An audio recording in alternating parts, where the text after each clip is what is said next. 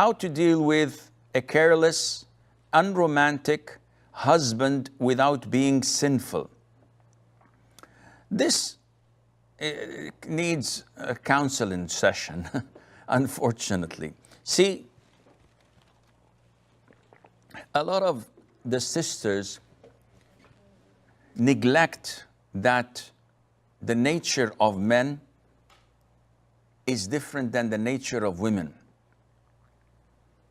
These are from Mars and these are from Venus, as they say. Though they have two arms, two legs, a head, usually a head, hopefully, but they're different in nature.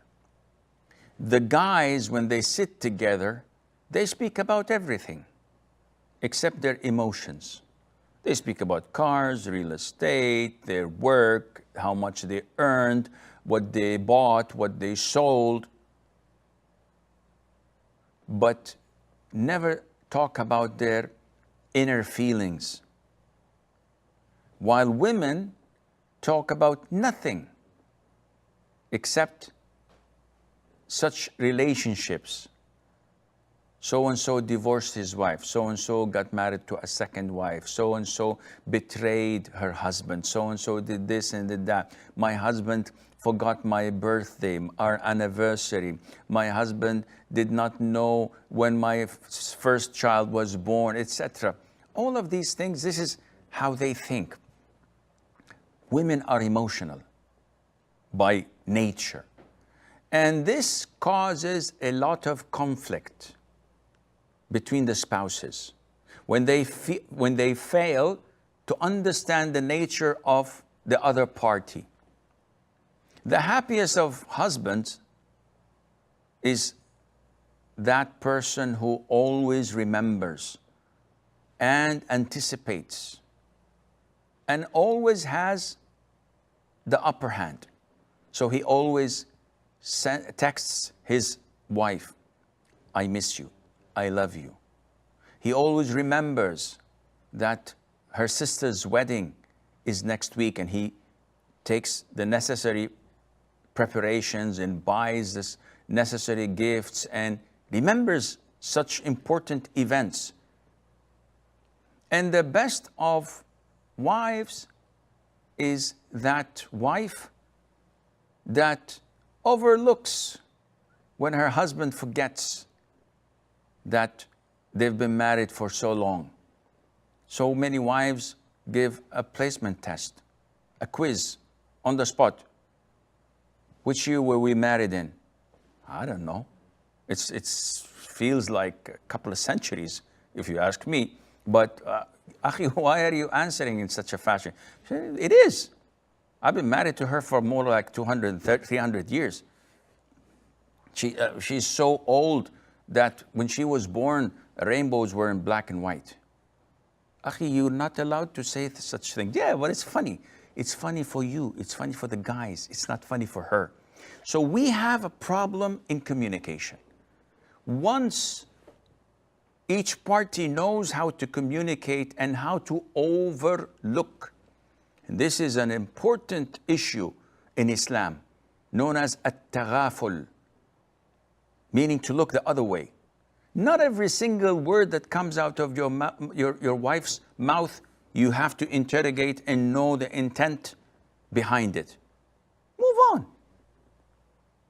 Shrug your shoulders and move on. Likewise, you don't have to question every gesture your husband had done. And what did he mean when he said so and so in front of your father or your mother? And why didn't he do this and why did he do that? Life does not go on like this.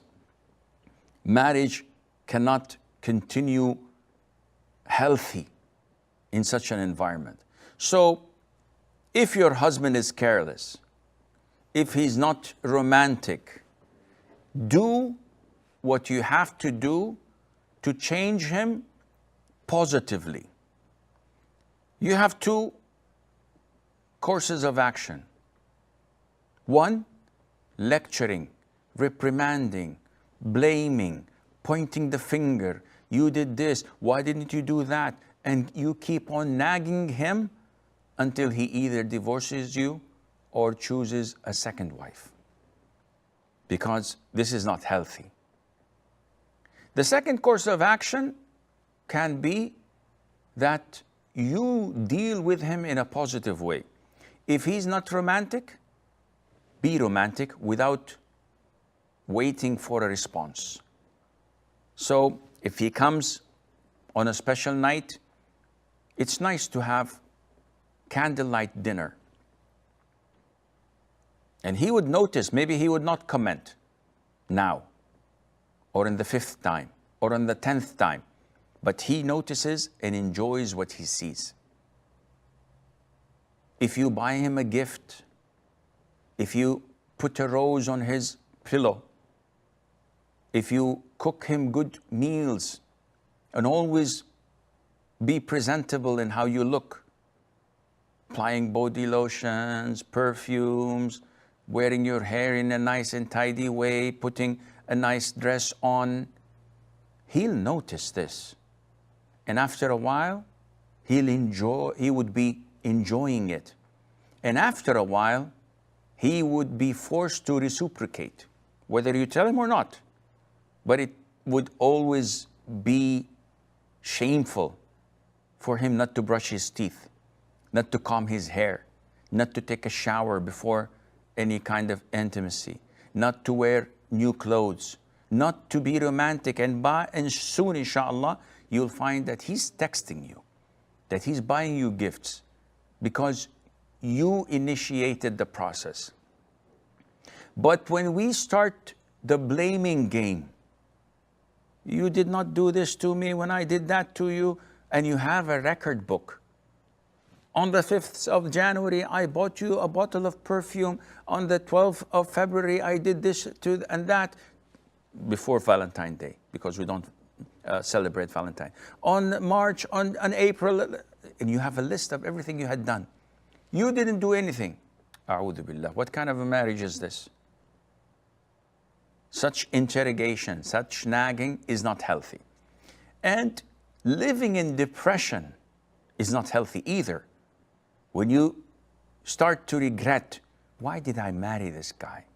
He's so careless, he's unromantic, he is rude, he doesn't know how to use diplomacy and use beautiful words. His jokes always hurt me and insult me.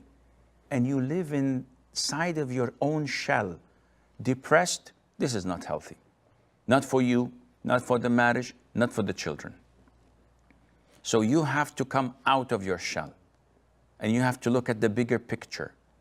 You have to try and work on yourself and your lowest self-esteem. You have to think positive of yourself and overlook so many of these trivial issues and do whatever you do for the sake of Allah, seeking the pleasure of Allah, and you will see the difference, insha'Allah azza.